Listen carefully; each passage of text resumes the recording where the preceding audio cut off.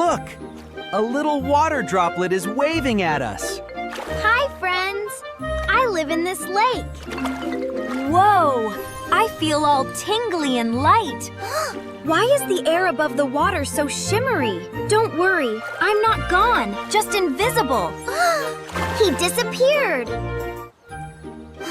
Hello down there. Looking for your little friend? A talking cloud. The sun warmed the water and sent it floating up, invisible. Water can turn invisible? Climb on. I'll show you where your friend went. It's so cold up here.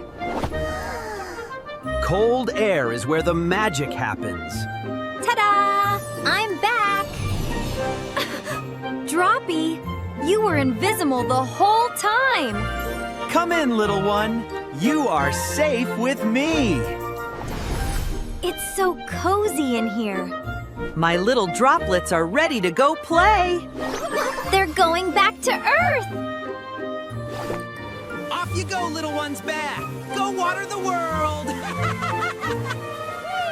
I'm going home. We're sliding down a rainbow.